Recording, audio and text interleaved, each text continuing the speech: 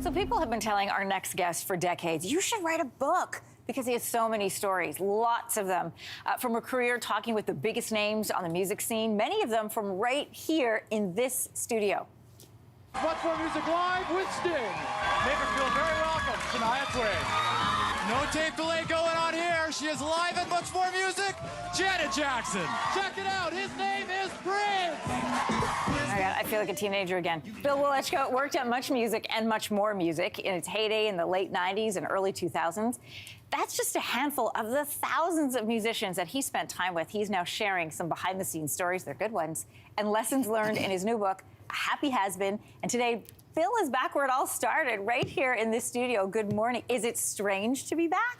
Emery, it really is. It really is. What was funny, though, is I've already seen some people that I used to work with here in the building, and it reminds me of that Bob Seger song, See Some Old Friends, Good for the Soul. Oh, I love yeah, that. it's totally different, as it should be. You know, things change over the years. You've got a couple stories of some of those old friends from this building in this book. I'm going to ask you in a second.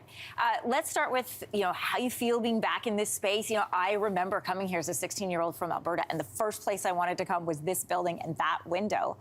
We saw some clips of your interviews there. When you think about your time spent in the studio, what comes to mind? The best time of my life. It Yeah. really was. And you don't really know it while you're going through it. You need that separation away from those amazing times. And I know full well it was the greatest life. It was the best job in the world. Interviewing everyone that I was ever a fan of, and then some, connecting with viewers, making friends with the most beautiful, talented people in the business. Yeah, like and, Prince, man. Yeah, and hanging out with legends. Yeah, I forgot about that. But it was the greatest time in the world. And, things change, things move on. I've never left television. I've been in television for 35 years. This is the 35th year that I've worked in this industry. And I've been hearing for years, you're right, write a book, write a book. I sort of thought, in one ear and out the other, no one's gonna care. Finally, I just started writing one day during COVID. Yeah. Next thing I know, I had a book, and people are interested, and it blows me away. Bowie, that is just amazing. So the title of this book that you started writing was called tongue-in-cheek. It was something called a so-called worker called you one day the happy has-been? He called me a has-been. My career started off backwards. I started off on this national, amazing city, on this national level in a major market, and I've slowly worked my way down to a smaller market, more local. And I was in Ottawa. I was there for 6 years, and he called me a has-been one day, a washed-up has-been. Ew. And it hurt, of course. Yeah. A bit insulting. And I thought about it, and I thought, you know what? There are some people who only know me from a certain period of time, and to them, I might have fallen off the face of the earth. And so, where are you lately? What have you done lately? I've never left television. So it's self-deprecating, I understand that, but there are people who follow me from day one, which blows me away. There are people in Kingston, where I work now, at CKWS-TV, that only know me from a morning show and don't know about a music journalistic past. So it encompasses all of that. The happy part to me is the most important part of the title, and that is I'm the happiest I've ever been for years and years with a smaller market, with a smaller audience. I can't let you go without you sharing this one story about the interview with Madonna. And I like this because, well, first of all, it's from the era that I remember you with the frosty tips. But also, there was a little bit of drama, and it involves a couple of our cameramen here. Steve Gelder was our cameraman. We had to present her with a Much Music Video Award at her house. It was a sprawling bungalow in the Hollywood Hills. We got there, and she doesn't work without a monitor. And we didn't know that till we got there. So she comes into the room looking for a monitor. And not a computer monitor, like a TV monitor, so she could see herself back. She needed to see the shot. She goes, well, I don't work without a monitor. She goes, can you get a monitor? And I said, well, we're in Hollywood. I'm sure there's some production houses that will rent one. She goes, okay, boys, you got 20 minutes. Phones over there, phone books over there. Get going. Let this be a lesson to you boys, as she's walking out of her living room. So me and Steve, the cameraman, Steve from the record company, it became like the Three Stooges, running around, bumping into each other. Okay, what do we do? What do we do? I ended up calling for a monitor. It got delivered. Her assistant comes into the room and says, no one in the house. Meet him outside. Bring the monitor in. Yeah. Next thing I know is I'm carrying in the monitor for Steve to plug up into the camera, he's following behind me. Oh, the delivery guy is. Yeah, saying, That's a no-no. oh, who lives here? Are you shooting an adult film? Can I watch? And I said, get out of here, buddy. Bill, you can't be here. Leave. And then the light Bill. bulb burst, and then the clamp on the light stand wasn't working. Anyway, we finally got it done. She's amazing. It is a happy ending to that story. Bill, thank you so much for being back here. The book is called The Happy Has-Been. Coming up next here on The Morning Show after the break, former Much Music VJ Bill Welychka joins us to talk about his brand new memoir, A Happy Has-Been. That's next. Hey, you're watching Much Music. My name is Bill Welychka.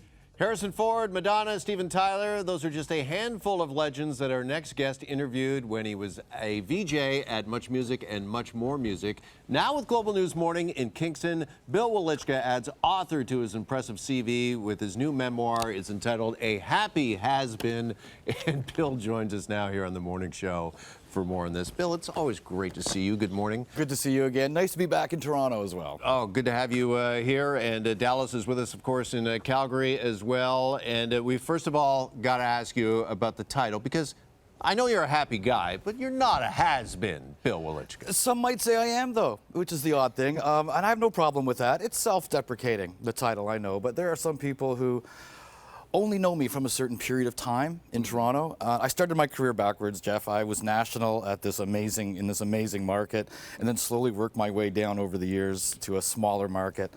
There are people who only know me from that certain period. There's some people who followed me throughout my entire career, which blows my mind.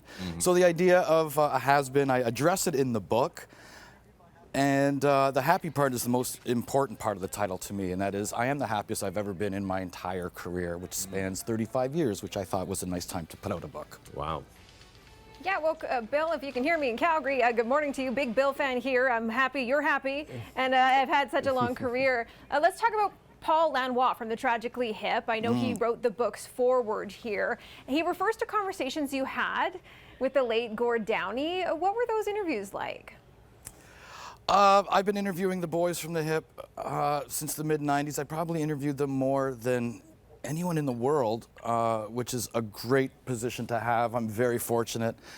And yeah, all the guys are amazing human beings, not just amazing musicians in a great band, but they're all amazing human beings. When I asked Paul if he felt like writing the foreword, I thought he's going to say, oh, I'm busy. And this is one of the beautiful things about living in Kingston, is you run into the guys all the time. Sure. I've solidified acquaintances with them over the years. I asked him to do the foreword. He said, sure, he'd take a crack at it. I had to turn the book in to the publisher, and I said, oh, Paul, I'm going to need that forward by the end of the week. And he's like, okay, give me a couple of days. He was in Costa Rica with his wife, Joanne. I thought, oh, okay, I'm not going to get this. A couple of days later, he emailed it to me. I cried when I read it, and I just love this mental picture I have of him on a beach in Costa Rica with his laptop, maybe a smoking one-handed beer and the other banging away at this forward. And I cried when I read it. I loved it. And again, that's a testament to the guys, just beautiful human beings, all of them. Well, listen, this book is just full of so many great memories and recollections. Tell us a bit about, because we were watching off the top, your time at Much and Much More Music. Is there, I know, a certain memory that stands out amongst them all? The book is full of what I call perfect circles, and that is having patches on my jean jacket as a kid, or buttons on my jean jacket, or posters in my locker at school of artists and musicians. And I've interviewed every single one of them and then some. I had a patch of Led Zeppelin on my jean jacket. You cannot say any more important things about Led Zeppelin that hasn't been said before. But having the opportunity to interview Jimmy Page, John Paul Jones, Robert Plant, Jason Bonham, John Bonham's son, all separately over the years, probably has been my favorite. But yeah, there's so many. The Cure, Robert Smith, a number of times with him. Are you like me when you sit down with one of your heroes from when you were a teenager? Like the first 2 minutes of the interview, I don't even know what they're saying. I'm like, I can't believe I'm in the same room as these people. That happens after the interview usually. Yeah. Yeah, that happens when the interview's over. It's like, I just interviewed Robert Smith from The Cure. Oh my God, I had a picture of him in my bedroom growing up. Or the same with Zeppelin, Ozzy, so many others. Yeah. Bill, you talked about some of the highlights, wondering about any lowlights, and also wondering about Madonna, because I know you had a chance to interview her as well. Yeah, I've interviewed Madonna a couple of times. Probably the biggest. I've been very fortunate in my career. The luckiest person in the world to have amazing opportunities and great results. But I think Blur, UK band The Blur, was scheduled to come in one afternoon to Much and play live for an hour, play and talk. It was like a little intimate and interactive. Live studio audience, people outside the building looking through the windows. And they came and they played, and they didn't really want to talk. They just wanted to play. It was like, ask them a question. I don't know. Yeah. Okay, let's take a phone call from Vancouver. I don't know. And we got through the hour. Yeah. At the end of the hour, the road manager comes up and says, "Great interview, that was awesome." I'm going, "What are you talking about?" He said, "We did this in Montreal a couple of days ago, and that was brutal." I can only imagine how bad that show was.